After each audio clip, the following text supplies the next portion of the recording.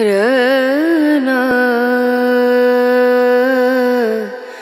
श्रीराम जय राम जय जय राम। 24 जून।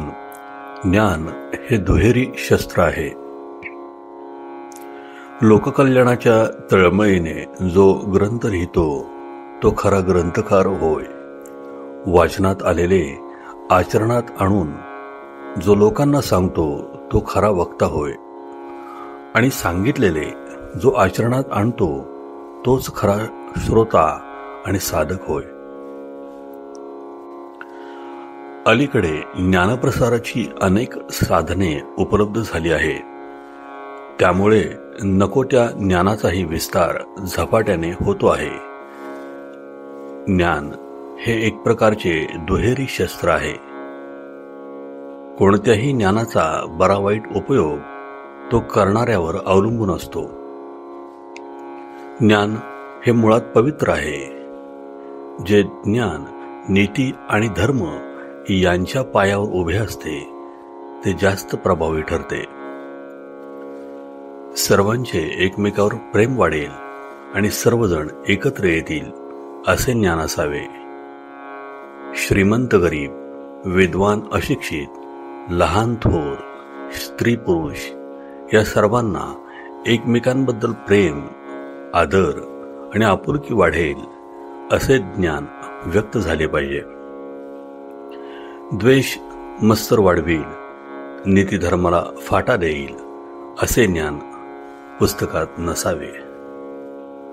विद्वान शास्त्रज्ञ नवीन शोध लावून जगाला स्वार्थी आणि लोभी बनवतात आणि त्यामुळे सर्वनाश होतो.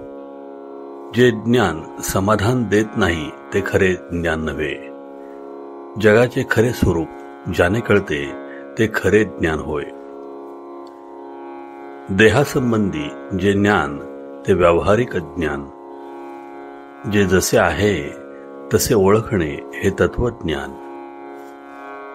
मी देहाला माझा म्हणतो, अर्थात मी देह नव्हे. माझे घर म्हणणारा मी घराहून वेगळा ठरतो. जडत्व म्हणजे काय? देहाच्या ठिकाणी ममत्व हे जडत्व. पदार्थाचे यथार्थ ज्ञान ज्याला आहे तो शहाणा. व्यवहाराचे गूढ ज्याला कळते तो प्रपंची. जगाचे गूढ ज्याला कळते तो तत्वज्ञानी. सूक्ष्माचे ज्ञान होणे यात सुख आहे. आत्मा हा समुद्र आहे तर जीव हा त्याचा अगदी लहान थेंब आहे.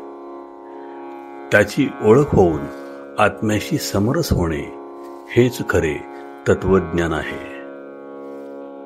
ब्रह्म सत्यम जगन मिथ्या अशा ज्ञानाच्या गोष्टी कळायला कठीण असल्या तरी अभ्यासाने दीर्घ काळानंतर कळतील.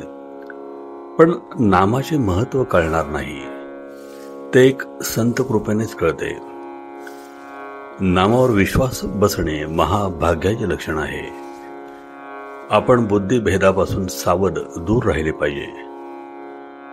संत वचनावर विश्वास ठेवून अखंड नाम घ्यावे, त्यानेच समाधान लाभेल.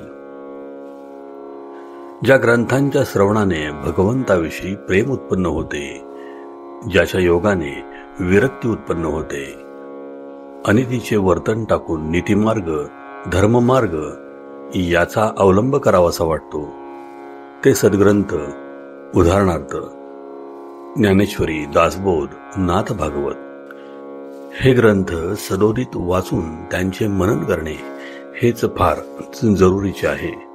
त्याने ईश्वरप्रेम उत्पन्न होते. आजचे बोधवचन.